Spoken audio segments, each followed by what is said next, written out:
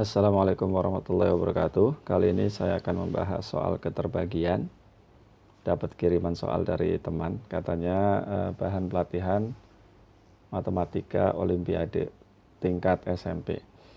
Nah, yang pertama ada beberapa pengertian faktor ya, atau A membagi B.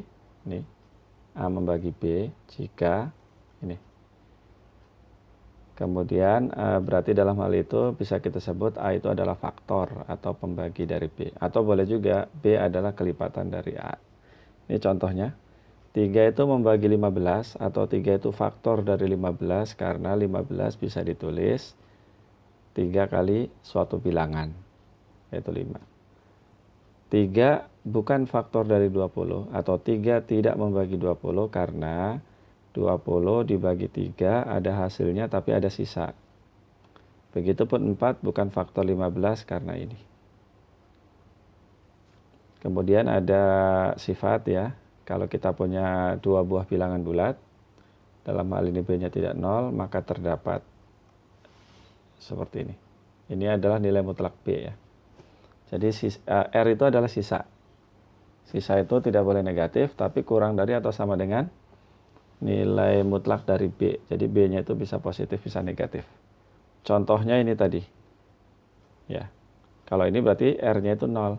Kalau ini R-nya 2, Q-nya 6. Dan seterusnya. Nah, ini jadi sisa itu harus selalu lebih kecil dari pembagi dan tidak boleh negatif. Tapi untuk keperluan tertentu yang ini bisa saya tulis 4 kali 4 ditambah negatif 1. Gitu ya, untuk keperluan tertentu. Terutama dalam menyelesaikan soal. Kemudian ada beberapa pemfaktoran ya, saya kira ini sudah umum ya. Yang ini kalau yang X pangkat 3 dan Y pangkat 3 kalau penjumlahan ini tambah, yang di sini kurang. Kalau pengurangan ya bawahnya yang dipakai. Kemudian jumlah kuadrat, X tambah Y pangkat 3 atau secara umum X tambah Y pangkat N seperti ini. Ini C1N, C2N itu nanti dicari dari segitiga Pascal saja.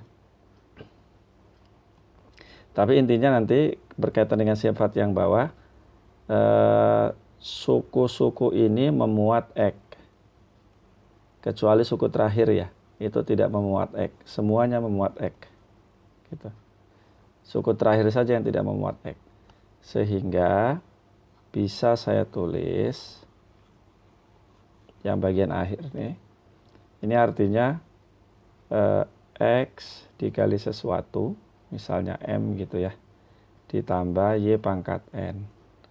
Jadi ini dibagi X hasilnya M, sisanya Y pangkat N.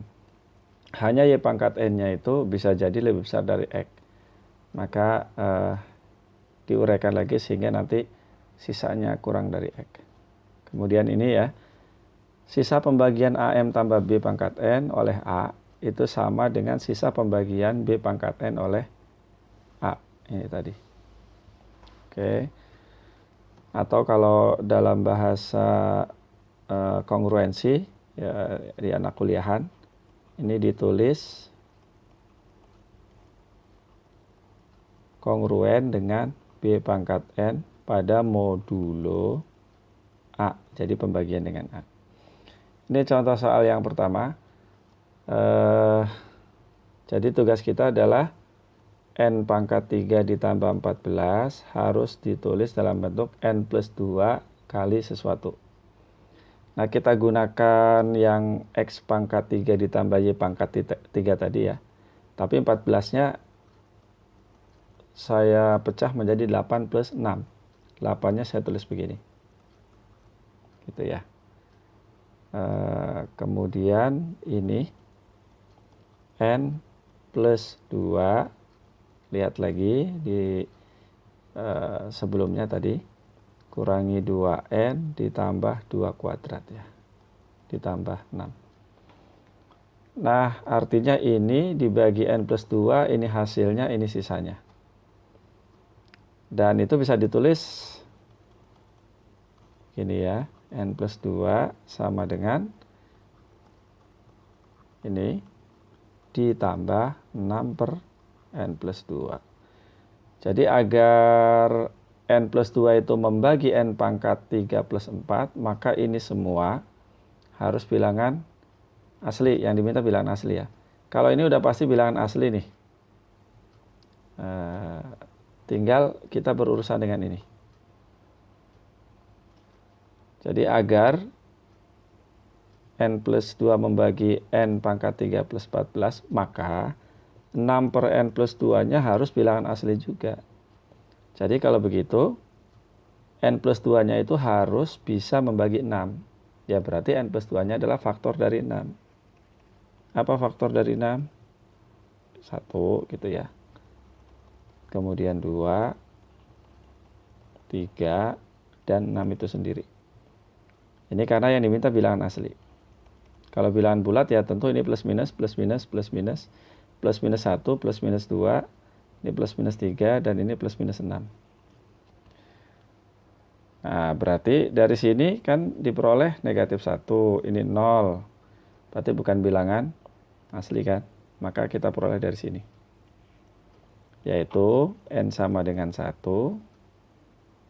atau n sama dengan 4. Jadi agar n plus 2 membagi n pangkat 3 plus 14, maka n-nya 1 atau 4. Nah, kalau n-nya bilangan bulat, nah tentu n-nya lebih banyak yang memenuhi. Nah, kalau cara ini tidak langsung terpikir, kesulitan nyari cara seperti ini, ya lakukan aja pembagian seperti anak SD tuh. N pangkat 3 ditambah 14 ya, dibagi N plus 2. N pangkat 3 dibagi N, itu N kuadrat, biasa dikalikan ke situ ya. N pangkat 3 ditambah 2 N kuadrat, kalau ini dikurangi, nah ini dibagi dengan N, kurangi 2N ya. Kalikan lagi ke situ, negatif 2N kuadrat, kurangi 4N. Nah, ini jadi 4N plus 14. 4N dibagi N hasilnya 4. Nih, gitu ya. Jadi kan sama tuh. N pangkat 3 ditambah 14 dibagi N plus 2, ini hasilnya. Ini sisanya. Ya, tinggal ditulis seperti ini. Seperti ini atau seperti ini. Seperti ini yang bagian bawah. Nah, ini latihannya. Kalau mau mengerjakan, silahkan. Kemudian ini, kalau ini mudah kayaknya ya. Ini kalikan aja seperti biasa. Kemudian pindahkan semuanya di ruas kiri. Negatif 7N kuadrat kurangi N kuadrat dengan negatif 8. 12 kurangi 3, 9. Kemudian ini jadi negatif 2. Nah, kita harus mencari berapa N yang memenuhi itu. Karena yang diminta itu bilangan bulat ya, maka cari di faktor dari sini, yaitu plus minus 1, plus minus 2. Nah, ternyata kalau saya substitusi N sama dengan 1, menghasilkan 0. Artinya N sama dengan 1 adalah solusi. Ada nggak bilangan yang lain?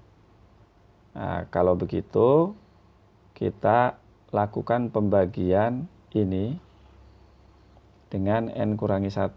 Dari mana N kurangi 1? Karena solusinya ini ya, berarti si N pangkat 3 kurangi 8N kuadrat tambah 9N kurangi 2 itu habis dibagi N kurangi 1. Lakukan pembagian bersusun tadi ya, maka diperoleh seperti ini. Ingat yang ini. Maka N sama dengan N kurangi 1 sama dengan 0, atau ini. N kuadrat kurangi 7N tambah 2 sama dengan 0. Nah, untuk yang ini tidak ada bilangan bulat yang merupakan solusi dari sini. Ya. Tahu dari mana? Ya, kalau di substitusi faktor dari 2, yaitu plus minus 1 tadi, plus minus 2, substitusi ke sini tidak akan ada yang menghasilkan 0. Ada yang menghasilkan 0, tapi bilangan real. Bilangan real ya. Bilangan rasional pun tidak ada, yaitu yang pakai rumus ABC. Sehingga kita hanya peroleh dari situ. N kurangi 1 sama dengan 0 atau N-nya sama dengan 1. Jadi seperti itu ya.